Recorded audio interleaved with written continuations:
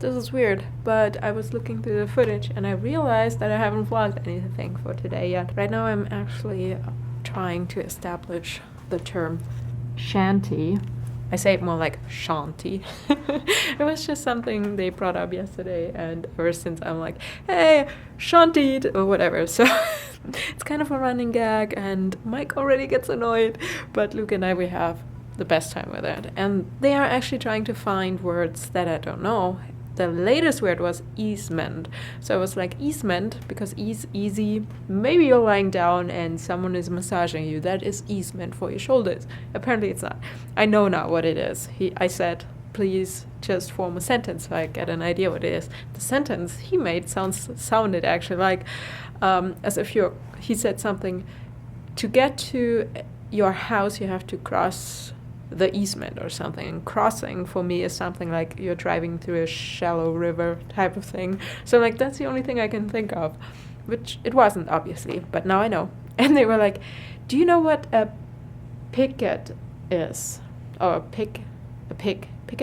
I don't know. They already said picket fence. So I'm like, I know what a picket fence is, and they're like, damn.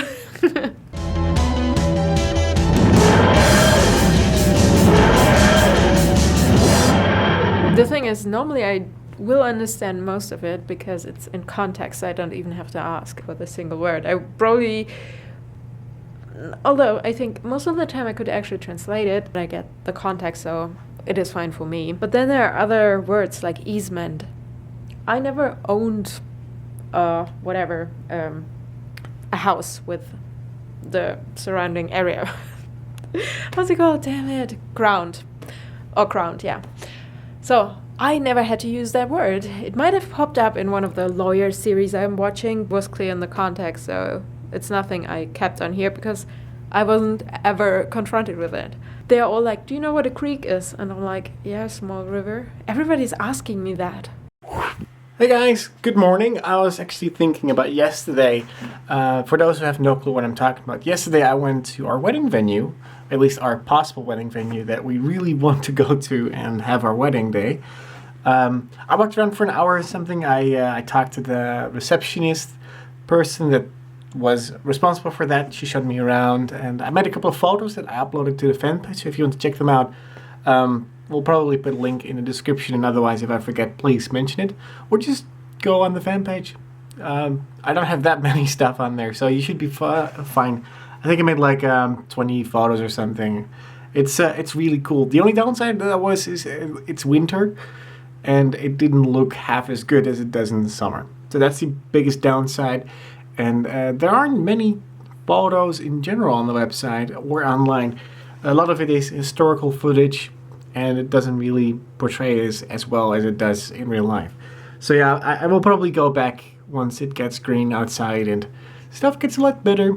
But for now it looks fine, and it gives sort of a mental image of what we want to do. So next couple of days we're going to figure out what we want to do and how we're going to reserve everything, because it is still much more expensive than you think it will be, because the biggest expense will be the food and drink stuff, which will be probably more than the location itself. So yeah, that's the biggest challenge. But it's also a part of the wedding, so I'll just have to accept my fate. But yeah, the thing that happened afterwards that sucked the most was my fucking bike. I parked my bike 2 inches away from the front gate on the side, and it got stolen once I came outside. It sucked so bad. I had to walk about 20 minutes to the first bus stop, which would take me home. Otherwise, I had to go all the way into the city and then wait for a bus that would take me home. That would have taken twice as long, probably. Yeah, I could have snapped someone's neck. I was very annoyed, let's just say that. At the particular moment in the vlog, I seemed very calm, and that's usually how I react to those things, but I was so fucking pissed while I was walking.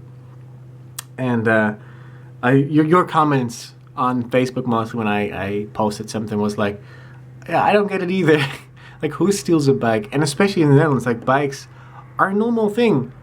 And in this case, someone has to have purposely walked to that particular spot to get it, because it's not a spot you would, like, steal bikes from. Someone had to purposely park their car, pick the bike up, put it in their car, or walk there with someone else that didn't have a bike or something. I don't know. It's just dumb.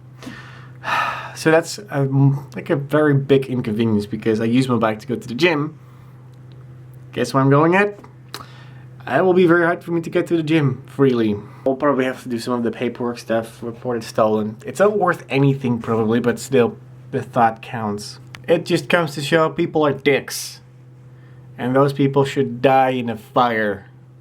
Preferably with all the other assholes.